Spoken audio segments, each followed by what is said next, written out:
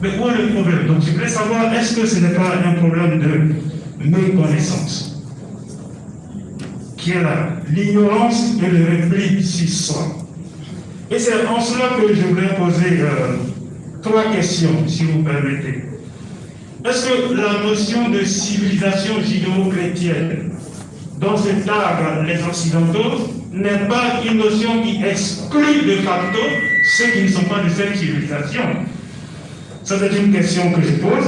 Ensuite, est-ce que vous ne pensez pas que la notion de citoyenneté qui a été proposée dans le texte d'Abu Dhabi en remplacement de celle de minorité n'est pas vraiment une panacée pour régler tout cela? C'est-à-dire, en Côte d'Ivoire, on ne dira pas, il y a une majorité de chrétiens, une minorité de musulmans. Non, il y a des citoyens chrétiens, il y a des citoyens musulmans, peu importe qu'ils soient majoritaires ou minoritaires. Donc, est-ce que vous ne pensez pas que la notion de citoyenneté peut être donc une panacée pour qu'on puisse se connaître et briser, comme vous l'avez dit, ce mur de méfiance? Et le père a dit, il a pratiqué l'imam de la mosquée de la Riviera Golf. Cela a permis de découvrir beaucoup de choses. Peut-être qu'il avait des préjugés qu'il n'a pas pu confirmer en étant avec l'imam. Moi-même, je suis un exemple, je suis musulman, mais mon grand-père maternel était rentré au séminaire pour être prêtre.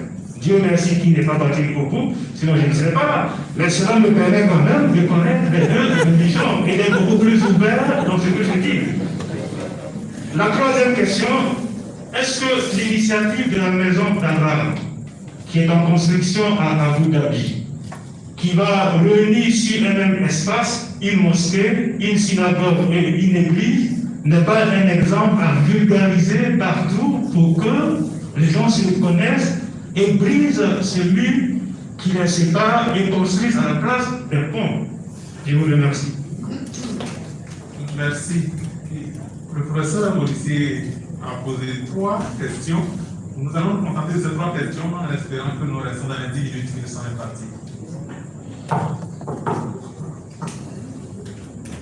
Moi, je voulais partir de la dernière question. Je dis un grand merci au professeur Camara qui a toujours répondu oui à notre appel.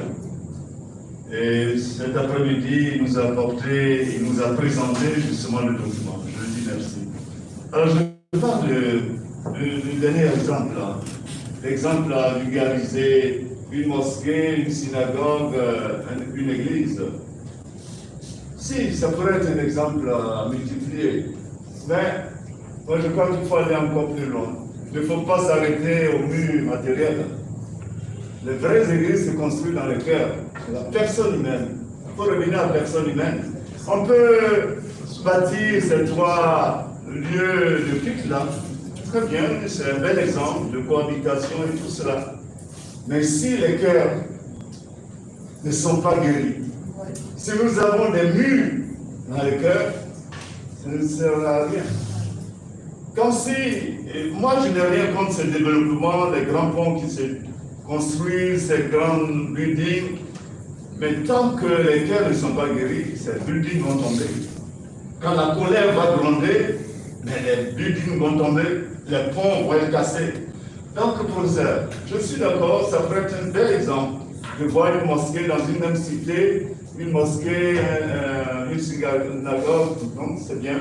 Ça montre un exemple de cohabitation, d'accord, mais je crois qu'il faut revenir d'avoir la personne humaine au cœur, la personne humaine, pour construire. Et c'est là, le Christ nous-même le dit, ce n'est plus seulement garizine là qu'il faut adorer Dieu, mais c'est un esprit en vérité dans le cœur, moi je crois. Bien,